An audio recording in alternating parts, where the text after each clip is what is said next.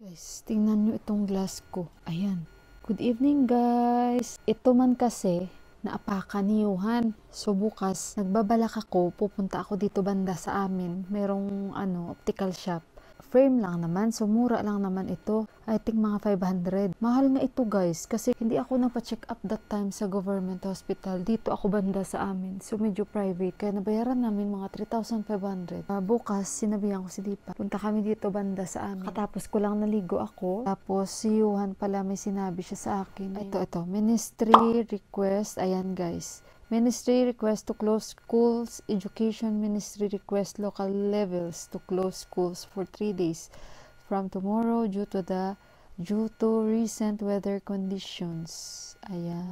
Walang pasok for 3 days. Natawa ako sa anak ko, guys. Parang dismayado si Johan. Nagsabi daw siya na pwede mo bang sabihan yung eskwelahan namin kasi hindi yan sila susunod. Kasi nga naman, pag ganyan, di kagaya sa atin, di ba? Pag sinabi ng DepEd, ganito, ganyan. Sinabi ko na sa inyo noon pa. Iba sila dito, may kanya-kanya silang grupo-grupo. Sa mga schools nila, hindi sila uniform ba? So, kaya sila ang bahala mag-decide kahit nagsabi ng Ministry of Education dito. Wala silang pakialam, parang may sarili talaga sila ba? Tapos sabi niya, di paano na pala yung show namin, mama? Pero parang ata si Juan, parang tadismaya ata siya na imbis na sa 3 days, ganun. Tapos parang sabi pa niya, ano ba naman to kasi yung ulan na to? Kasi nga dapat holiday sila bukas kung natuloy ngayon, di ba? And sobrang excited siya. Pero sabi ko, wala ka talaga magagawa, anak. Kasi ganyan talaga. Sabi ko, kasi hindi naman yan sa kamay natin, anak. So, ayun, sinabi ko sa kanya, tahimik lang siya. So, ayun guys, bago ko makalimutan, gusto ko palang i-greet. Ito kasi nga nagpapagreet si Sis Kat Punsalan sa kanyang nanay. Ayan, Ate Mila, good PM po. Pwede po pa shoutout kay mama ko po. 80th birthday niya po ngayon. Actually, nakalimutan ko siya kaninang i-greet bago ako magpa-thank you sa inyo, bago ko i-end yung vlog ko. So, to Nanay Estela Aquino, happy 80th birthday po sa inyo. Lagi po kayong mag-ingat and good health po lagi sa inyo, and nawa bigyan pa po kayo ni Lord ng maraming birthday po. So mag-ingat po kayo lagi. Ito po ay galing sa inyong pinakamamahal na anak na si Inday Kat Punsalan po. So again, Nana Estela, happy birthday po. Maraming salamat po sa lagi ring panood sa akin. So again, happy birthday. God bless you. And we love you, Nana Estela. Update ko kayo guys, hindi na siya maulan and marami na siyang bituin na walang ningning. Hindi nyo naman makikita kung ipapakita ko sa inyo. I-try natin. Ano bang mga stars? Look at the stars shining on you. Baka may iba tayo makita dito. Everything you do, I came along, I wrote the song for you. Sino kaya itong nag-PM sa akin? Ay. Si Indira pala, sabi ni Indira, how are you, Bauju? Sabi niya, too cold today. Kanina sabi niya sa akin, oh my God, just now, electricity came. Sabi niya, there also, kasi nga wala kaming kuryente, di ba? Good night ako sa inyo guys, ha? Ayan, nakasuot na tayo ng ating woolen. Nga malamig. 19 degrees tayo ngayon. So, ayun guys, mag-good night ako sa inyo. Again, maraming salamat. Stay safe everyone. And ayun, lagi po tayo mag-pray. And again, thank you so much sa lagi niyong pagbigay oras para lang mapanood ang ating vlog. So, I love you all and good night guys. Bye-bye. Good morning guys. Good morning. Ayan. So, thank you Lord. Okay, yung aming weather, hindi na talaga siya umulan since kagabi guys. Medyo foggy kami today guys. Sobrang foggy today. 7:39. Yan. So, kumusta kayong lahat? Kakagising ko lang. As in, kakagising ko lang talaga. Dito ako sa kabilang kwarto. Kasi nga, baka may ngayan sila sa akin. Tumawag ako sa bus ni Johan. And today is holiday po nila. Dito kami ni Johan guys. I-check niya daw kung may notice. So, ayun. Oh, happy si Johan dahil today holiday. May mo? What they said? Read anay?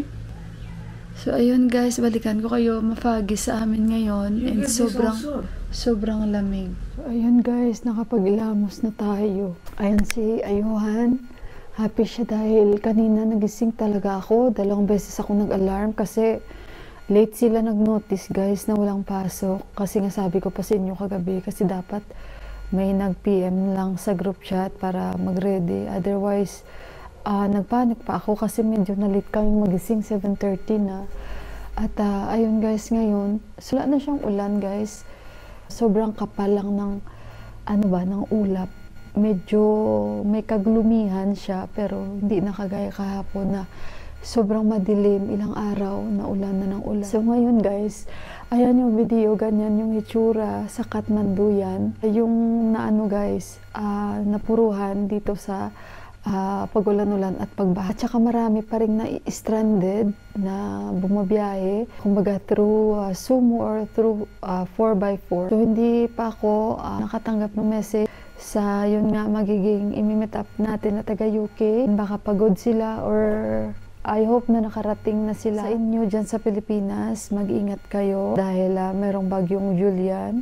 Be ready. Alam ko naman na yung government sa atin iba. Compare nyo dito guys. Magpasalamat po tayo kahit papaano. Sinabi ko nga dito sa inyo kasi nga wala man dito yung parang charity program talaga. So, kasi nga may nag-comment dyan na some of you talaga na nakuha nyo yung point ko kahapon kung bakit naging emotional ako. Hindi ko alam kung mayroong mga tulong-tulong na going on. Sa mga kusa lang siguro talaga na magbibigay o tulong. And dito guys, meron namang masasabi ko talagang number 1 agad na tutulong. Lagi naman ang United Nations dito. May bagyo man o wala, ang United Nations lagi ay nandyan guys. Kahit noon at noon pa. Ayun, at mag-prepare na ako ng breakfast namin yun. Actually guys, gusto ko pa matulog. Alam nyo yung weather namin.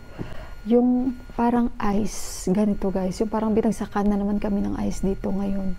Kasi alam nyo pag may change weather, pag mag-winter o mauuna lagi yung Kathmandu guys. So kaya ayun, yung change climate lang talaga this time ang hindi maganda.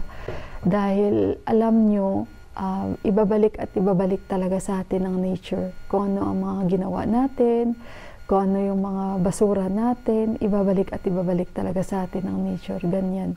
So kaya kung pwede lang bilang tao sa mundong ito, maging tayo, kumbaga mahalin natin yung nature guys. Mahirap man sa atin, gawin yun. Pero kasi minsan, aminin man natin, tayo aware minsan na nasisira na natin yung kapaligiran natin. Diba guys? Alam nyo, dito, pag nakita nyo yung bundok nila, magugulat kayo. Kasi nga, parang magugulat din ako, parang kailan lang dumaan tayo dito, hindi pa ganito. Nung ngayon pagbalik natin, kalbo na. Tapos yung kabilaan naman, dry na talaga, as in wala na talaga mga kahoy, yung ganun ba. So kaya ayun, sana mahalin talaga natin yung nature natin at alagaan natin. Gaya nga ng comment sa akin ni Aldrich Jason, I thank you. And sa mga comments tang iba dyan about sa humanitarian dito na pagbigay tulong, wala na masasabi ko at malayong maikumpara sa atin sa Pilipinas. As in lamig, nakakatamad lumabas, nakakatamad magkilos. At gusto ko lang humiga sa ngayon dahil sobrang ice ang pakiramdam. Yung parang binuhusan na naman kami ng ice dito. And hindi ko ma-imagine ngayon yung lugar na may mga baha sila, pati bahay na alam niyo yun, sobrang nakakalungkot guys isipin. At marami pang mga tragedya. And syempre yung mga last minute, may mga namatayan, yung mga ganun. Okay lang mabahaan, okay lang masunugan, basta lahat safe, basta lahat buhay, yung ganun ba guys, no? Kaya ayun, at pagpasensyahan nyo yung morning natin dahil syempre nasa recovery pa tayo. Okay guys, so mag-iingat lagi tayo at balikan ko kayo mamaya-maya guys. Ayan guys, lumabas na si Mr. Araw. Thank you Lord.